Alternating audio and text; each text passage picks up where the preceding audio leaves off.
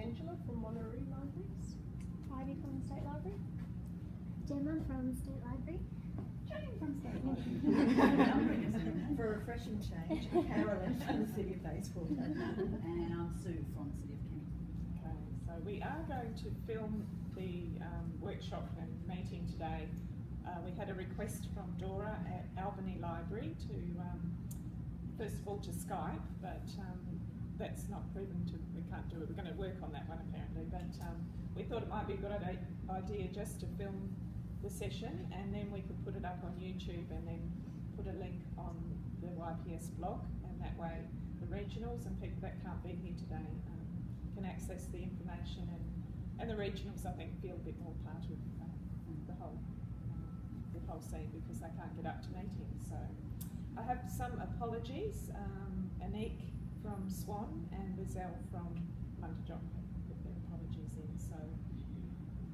So today we're going to look at Book Cubby's Community Publishing, and my great pleasure that we've got Margaret here from visiting us from Melbourne, but Margaret was the Community Liaison Librarian with Better Beginnings Family Literacy Program for 7 years, and that included developing the program Creating Books in Communities, and during this time we worked together on a community book called We Are Champion Children that we published in Armidale.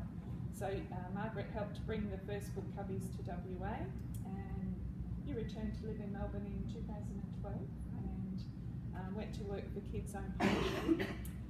So welcome Margaret, I'll leave you to tell us what you're up to now. Thank you. And you can start off our session. Thank you very much.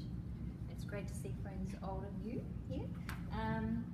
As Shirley said, I've been working for Kids Own Publishing. I went back to work for them when I first went back to Melbourne, and then I studied full-time for 2 years, studying professional writing and editing, hoping to become a publisher in my own right, and I'm still working towards that, but I'm back working for Kids Own one day a week. The first thing I'm going to do is I'm going to share this lovely book about Melbourne. For those of you who haven't been there, Sophie's been there, and she's written a book about it. And I found this book in the Book Cubby this morning. So this is Melbourne by Sophie. On the holidays I went to Melbourne, I saw a tram. I went food shopping and we got ice creams and lots more. For $5. When we went home, I had dinner with my friends and went to bed. I woke up and had a pancake for breakfast. It was delicious. The end. So that's Sophie's little story about Melbourne. And because of all the Sophies who want to make their own books, that's really why I was really excited to lead the Creating Books in Communities project for Better Beginnings, which was 4 years ago now, I think, Shirley. Yeah. And what it's left the State Library with are the cubbies. There are also cubbies out in the communities. But this morning what we're really going to be looking at for a start off is the simple start of the book, which is making a simple book. And that's what we're going to do around the table later on. Has anyone made books like this before? Apart from State Library. Bentley Library has actually had the cubby once or twice. That's right, And for they're doing Harmony Day again. And we've done similar things in workshops with Sam, the lovely Sam. That's right. Yeah, she does some of those simple form ones. Yes, so that's what we're going to do today. But I thought I'd just talk a little bit about, Shirley's going to talk particularly about the development of We Are Champion Children. The main question that people want to know is how you get from this to this. And you'll fill those in. Yes, sure, you'll fill them all in on that. Lots of phone calls and cups of tea. But I wanted to talk first of all about why libraries should be involved in bookmaking and why bookmaking should be incorporated into every part of your program. So I was just going to talk briefly about that. First of all, that libraries develop and grow readers. This is not a surprise to us as Young People Services. Everyone Young People Services librarians? Yes. Literacy and English is even better. Even better. So, but libraries develop and grow readers. We do this from rhyme time to events for writers and readers, and libraries are at the heart of community reader development. We all know that. And readers of all ages and stages, love to read about their own community told by a local writer. And they like to, many have their own story to tell. Some of you will have heard of the We Need Diverse Books movement, which has been very active in the United States. And I read something there where every reader deserves to find themselves in a story. And that's really at the heart of community publishing as well. So we've got books in the cubby that have been made in communities throughout Australia, I think there's a couple there made in Ireland as well. And each of those books has been made by people in the community, about their family, their pets, their children, their extensive travel to Melbourne. So that's a very important thing that we all know we're already doing and that bookmaking can be a part of. Libraries facilitate and support a sense of belonging. Libraries are welcoming spaces where everyone in the community can choose their level of involvement in activities or services. Everybody using this building has a different reason for using this building. Everybody coming into your library has their own reason for coming to the library. So making books is not restricted to people with formal qualifications or financial means, like most library services. We don't ask those questions and we don't know. Hosting bookmaking activities and displaying the books that are created elevates the status of those authors and illustrators. Many local governments are seeking to become demonstrably more child-friendly. This may be in your city's goals and objectives or strategic plan, that they will be child-friendly and that they will consult with children. Has anyone got that in their strategic plan? It's coming. No, don't worry, it's coming. This is a worldwide thing, it's coming. And bookmaking has almost limitless potential. So when your manager or your community development person comes to you and says, how can we consult with children? Bookmaking is a perfect way to do that. Libraries collect, conserve and curate local history. So libraries build awareness of the heritage and history of a community. So collection and conservation of little books like this, not every single book that gets made, there's quite a few downstairs in boxes that will never see the light of day again, the poor things, but these are little snapshots which could be preserved, and certainly with the digital model, with the We Publish, I think there's no reason why they can't be preserved as part of the digital policy. So children's books about their house, their street, their school will give a wonderful snapshot of 2015. Into the future. And the other great thing with the digital model is that items and photographs from the local history collection can become part of those books and part of the story that the child tells about that. Not just children too, I have to say, to start off with, we're talking about readers in general and people who use your library, that this model works. Gemma and I had the great pleasure of making some little books with some grey nomads in Kununurra Library, and they had a lovely time making a book about their travels, which they could then publish and send to their grandchildren. Libraries are enthusiastic and informed adopters of technology, we know that. Not that enthusiastic in my case, but no, I'm getting there. We have all the ingredients for community publishing. We have paper and materials to make books, we have surfaces to spread out on, we have a photocopier and printer, we have display shelving that you can display the books on, room for a cubby, you get one, and the library may have iPads that it uses. How many libraries have got iPads that they use? Yep, fantastic. So you've got all the ingredients you need. The photocopying, I've just put it in here, a little note. You could consider, for example, if you've got a colour A3 photocopier, you can publish books.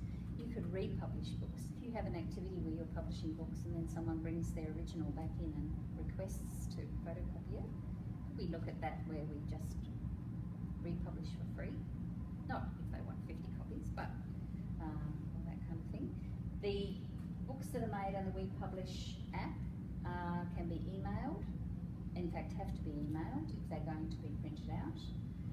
So you could do that as a free service too, is to email a copy of the book the child has made or the person has made to their home email address. And there again, email a copy to the library so that the library can print out the book as a physical copy for your own local history collection. We can also post books onto library websites or onto the Facebook page after a cubby visit. Libraries belong with arts and culture. We're GLAM. You heard that? GLAM. For those of you who I thought I was all over library acronyms, and they've got another one. Galleries, libraries, archives and museums. We are the GLAM sector. Should have worn my lippy again. Libraries, but libraries are maker spaces for all ages, as well as venues for installations and exhibitions. Libraries are natural partners for collaborative programs with local artists and groups. You're already doing this in all your libraries, I'm sure. And art engages people and libraries as a publishing hub, support art and artists from their community. So the Kids Own model in particular is artist-led. This has an artist leading a particular project. With this one, there was an artist, she was a physical education artist, really. Yep. So she did physical activities with the children. But art across all practices can be incorporated into bookmaking. The other one, little note I had here was that if you have a Young Writers Award, for example, Armidale has a Young Writers Award, you could include a section for hot dog books, or you could include a section for the books made with the We Publish app. The other thing I had a note of, I'm not sure that Lego is arts and culture, but I'm sure it is. But a lot of you have Lego. Who has a Lego club? They just seem to be everywhere. They seem to be everywhere. So the children come, they make, they go. If you've got your We Publish app, you can be photographing, documenting, and they can be making little books all the way along as a follow-up to what they're actually doing at Lego. And last but not least, libraries are community partners. We work with, as we know, child health, we work with maternal child health, we work with other early years professionals, we work with teachers and agencies working within our community. All of those agencies can use this model as well in their practice, and that's why it's a really good thing for you to learn and to pass on. It also makes a great staff development activity. Let's be frank, because it's fun. We've said we're going to do it together and we'll all know each other better at the end of it. And it's nice and non-threatening. After the first, I can't draw. After that goes, it's fine. Are there any questions about any of that? Shall I just talk briefly about the Book Cubby? So there are, in fact, I think there are 3 Book Cubbies at the State Library of Western Australia, 2 of which travel. Gemma, correct me if I'm wrong. 3 travel. 3 travel. Yeah. 3 of them travel throughout the state. They can be requested. You have to, your local government or your library must pay the freight or arrange for freight. Is that right? Yeah. So there's that little cost, but apart from that, there's no cost to you to have the cubby. What the cubby is an interactive library, little library, pop-up library, but an interactive display and a support for a bookmaking activity or a display in its own right. All of the book cubbies have all of the books that were made in Western Australia during the Creating Books and Communities project. The other thing is, I'm just going to go and look at the website. There's a wonderful, of course you all know the wonderful BB website,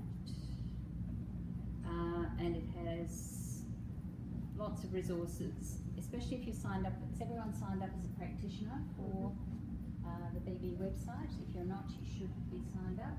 And it has things like, for example, today we're going to fold the book, and it's got, as you can see, a very comprehensive guide to every aspect of bookmaking before and after you have the cubby. Has anyone here had the cubby in their library?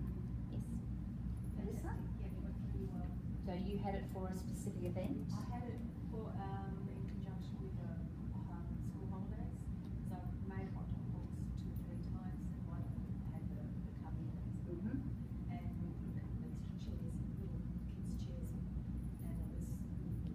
great. Parents coming in, dads coming in. Yes. Reading the books. Lovely. Beautiful. Anyone else have it? Yes. We've had the State Library Book Cubby in previous years, but we've got our own book cubby now. That's right. Yeah, and we've just used it at 2 different libraries in the last fortnight. With Fantastic. Clarkson Libraries Yes. open day for their birthday. We've had sessions all through the 6 hours. Yes. And we did school sessions with Geraldine Library. Yes. Fantastic. Fantastic. Yeah. And it's been recently at the Perth Writers Festival as well. So it's a great pop-up activity if you're asked to go somewhere or participate in a community event to actually have it. It's built for outdoor use, outdoor in the WA climate, not Melbourne. Kidzone, I should just mention, Kidzone have a couple of other things, and the latest thing is a book peddler, it's called. It's a bike with a box on the front, and the box has got, believe it or not, a teeny tiny colour printer in it. So we can make books with We Publish and print them out on the spot, all in a bucolic park setting. There are many variations that are possible with bookmaking. You don't have to have the cubby to do this, but if you have the cubby as well as this, then you will see the ideas sprout and grow. So, Shirley, I think it's your turn to talk about the Chapter Children. Okay, well, when creating books in communities was a pilot project to begin with, and Margaret was coordinating that at the State Library. There were 6 different communities asked to be part of the pilot and to look at creating or publishing a community book. So Armidale was asked, and so there's the Kidzone publishing model that we were following, that the Better Beginnings had adopted. So, and then we personalised that for our needs and for WA. So first of all, we were approached. We had some training with Victoria Ryle from Kidzone Publishing, came over to Perth and did some training with us about the model of how to get your book published. And we made some books to start with. That's always a good way to start with your group. We had to identify a group to work with in our local community, and the brief really for creating books in communities was to engage with a hard-to-reach group. So that's why this program was sourced, wasn't it, from Victoria? So multicultural or Indigenous groups like that, that was the target group for us to look at working with. So I had put my thinking cap on in Armidale to think about what we could do and who we could work with, and we I worked at Spillgrove Library at that time, and we were next door to the Champion Centre, which was a City of Armidale funded Aboriginal Resource Centre. So that was a good place. That was right next door to the library. And down the road we have the wonderful Chalice Early Childhood Education Centre, and they had an Aboriginal class of children, which was quite unusual, I think, just to have a class that was Aboriginal children, kindy, pre-primary and year 1, I think they were. So there was a Best Start playgroup operating at the Champion Centre, and I thought it'd be good if we could have some activities. The model, as Margaret mentioned, includes using an artist. So the children do some activities, you photograph them, you get them talking or talking about what they're doing, or the group with the parents quite often deciding on the wording for the book, and then it all gets photographed, and at the time we used a program called InDesign to put it all together, and then it was published. Fortunately at Armidale we had the facilities to publish this ourselves. This actually cost $1.85 to produce one book, and I'm just trying to think what his title is, but the guy that does all the printing at the council, he was a great Yes. partner, wasn't Yes, he? And yes. he printed these for us, so we were able to get them published very cheaply. And so what I did was approach and have a meeting. We have a very active early years group in Armidale as well, so we sort of worked through that group, made a working group for this project, and invited some teachers. Also, when we had the training at the State Library, we could invite some people along to that, and so I asked a teacher from Chalice to come. Some people from the Champion Centre came along, and so we had a little working group that evolved from that. So there happened to be a speech therapist from Therapy Focus working with the Best Start Playgroup, so she got involved because she was part of our early years group. So it sort of it did evolve, because being a pilot as well was sort of going forth into territory unknown. So we've got our working group set up. I approached the teacher from Chalice who taught the Aboriginal children, and she was very keen. The library was the school was within walking distance of the library and the Champion Centre. So the Best Start Playgroup also had a lady called Emma from Full of Beans doing these motor skills activities with the kids. So that was our artist. It could be somebody else doing more things like, there's been other ones. So in Carnarvon it was a local potter. Yeah. So they did clay work. Could be anyone. Yeah. Doing anything. But we had motor skills, so that was probably a little bit different. Yes, too. it was. No, I don't know about that. Yeah. So we all got together, and the children came down from Chalice once a week for about 5 or 6 weeks, and they did some. I think you've been looking at some of the activities that's inside the Champion Centre. And so they're doing their motor skills. We had someone in our early years group volunteer to do the photography. We used the council camera and took photos of the children, and then they'd come to the library as well and often do an activity at the library. I'd read them a story at the end of the session. So we just had lots and lots of fun for those 5 weeks, and worked on what our book was going to be about. And obviously we had the motor skills happening. We didn't have a lot of parents involved with our group. Often most groups do, don't they? Yes. Do have a lot of parental involvement, but we had the children coming from school, so I sort of ended up we talked to the kids, got some of their words, but in the end I just sort of wrote a lot of the text in the book. Sort of sat up in bed one Saturday morning and wrote it, but it was all what the children were doing, and we got them to talk about their experiences at the end. So that's the little bit speech bubbles there, and we also had the great fortune of, we did have to source InDesign at the time, being very early days, and our local polytechnic had the program. And they had a media studies lecturer who was very keen for her students to be involved with community projects. And so the students designed the book as a project for free as well. So we just had all these things evolve, which were just very serendipitous but very exciting. And so the book was designed by the Polytech students, and we could publish it at the City of Armidale ourselves. So I think you had a nice little budget to use with us, but we didn't spend very much of it. No, because we had a all these budget of nice $10,000, things. and no, Armidale came in well under. So it was very exciting. We had a launch as well, being the first community book published. It has an ISBN and all those sorts of things. So it was a very, very exciting project to be involved with, and very rewarding, one of them. There's the authors signing, Yes. and now handing over their copy of the big book to the State Library, I think. Yes. Legal deposit. They came in and did Yes. their legal deposit Yes. themselves. So it was a wonderful project. And it's led to your cubby.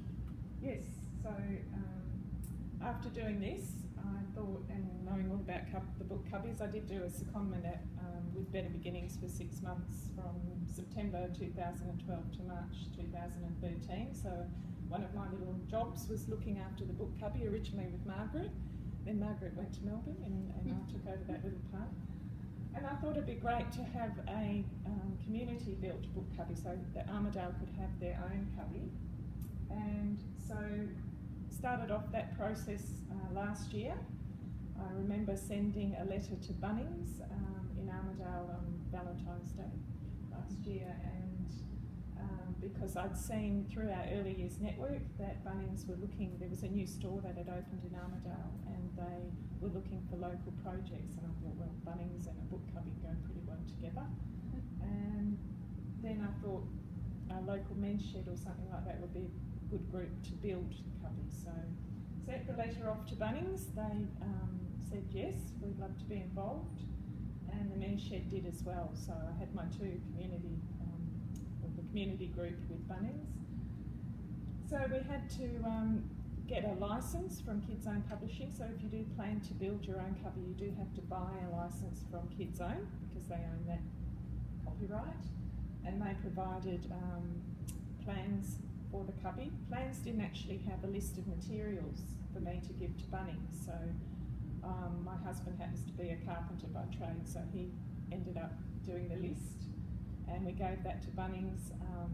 Then the lady from Bunnings told me that it was the middle of March by now, and she told me, oh, we have to have the cubby built by the end of March for you to get the funding. And I went, oh my goodness.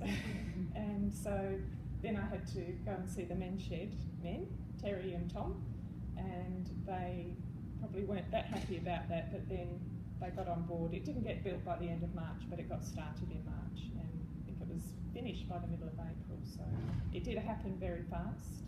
I know at the moment Swan and Mundajong are having cubbies built as well, so I think Swan have approached Masters, so there's always that option to try Bunnings or a Masters for some materials, and then a local men's shed to build the cubby. So we got the cubby built.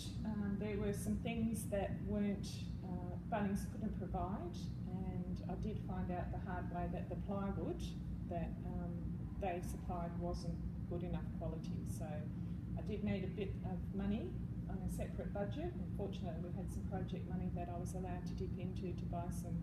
We only ended up spending a few $100s on the plywood. We sourced that elsewhere. Little things like the bolts and the screws you have to get elsewhere, the connectors and the bolts. So there's a few things that Bunnings didn't supply, but fortunately I had the money there that I could dip into for those sorts of things. Bunnings also offered to help with building the cubby, so they popped into the men's shed. And Cheryl, who was the activities officer at Bunnings, also said, well, we have a painting project budget as well, so how about if we paint the cubby for you? And I said, okay, that sounds really good. And then I thought it would be really nice, somebody at work suggested maybe get children involved with painting the cubby. So I hadn't remembered at the time, but thought I'd try and get some of the children from We Are Champion Children, get their handprints on the cubby. And very serendipitous for me again, Sean Avery, local author, illustrator, happens to be the art teacher at Chalice. So I was just like over the moon when I remembered that, and approached Sean.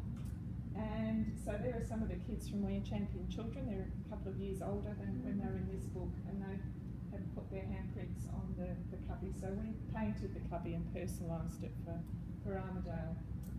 Cheryl from Bunnings did the solid paint at the front, and I've put all this, the project partners, I've made sure that they're acknowledged, and see that the writing down the bottom of Kids Own acknowledged as well. And so we had the cubby built, and then in August, there's lots of little finishing off things.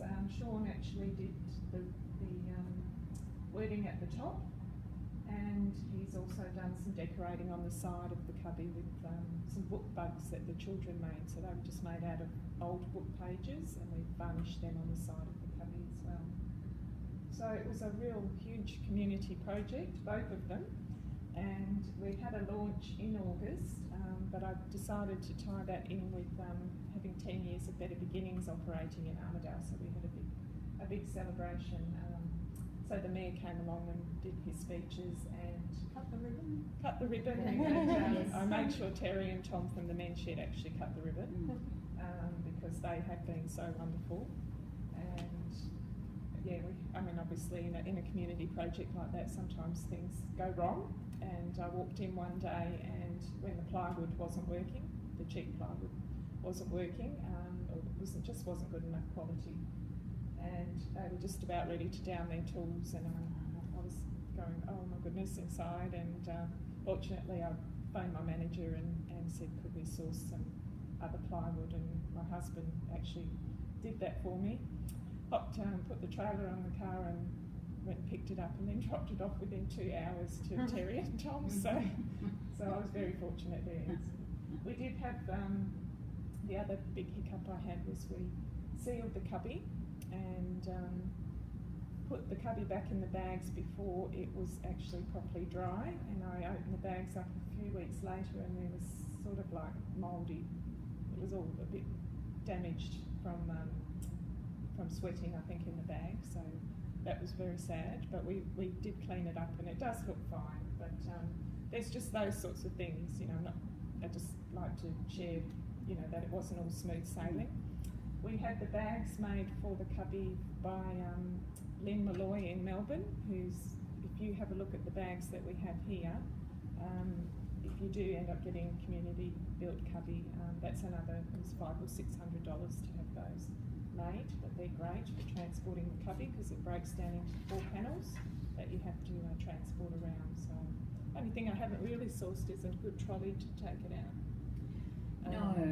One of a gallery type trolley is good, but you have to make sure that the sides take off so it can break down and go on your vehicle as well. Yes, so yes. But our cubby, Sean did have the cubby in his classroom for a few weeks, and over 100 books were made by the kids at Chalice. So my plan is I'm writing a little bit of a manual for lending it out to schools and organisations, and then we are taking it out into the Joel Street Mall next month. It's been to a toddler's morning, so it's there for schools to borrow, which is a bit different from the state library ones because they are led by libraries for library events or community events via the library, but our community cubby can be led by the school, put in the school library, and I am going to stipulate I want books made to be put in it as part of that, they're being allowed to borrow it.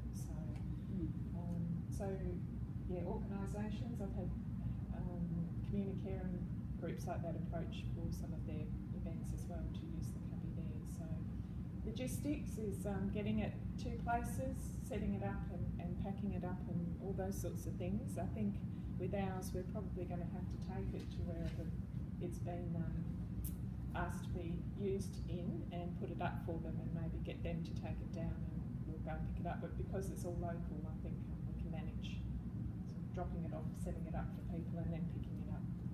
So there's all those little things to consider as well. So I think that was our journey, and our story is a real journey, both making a community book and getting the cubby built, but most definitely worthwhile and interesting journeys, both professionally and personally. I think they were for me anyway. So. And we're still speaking. Yeah, we're still became friends through it all. Yeah, so. that's right. Yeah, so any questions? I think I've covered everything. Yeah. So. Any questions from anyone? Process? During my course, we had a timeline of, you know, publishing. This is a publishing timeline. Produce manuscript. And then you go back. Yeah, that's all that. Yes, sorry, Jess. Say that the design is copyright by Kidside. Yes. But you could design your own for a bench shed to do without it.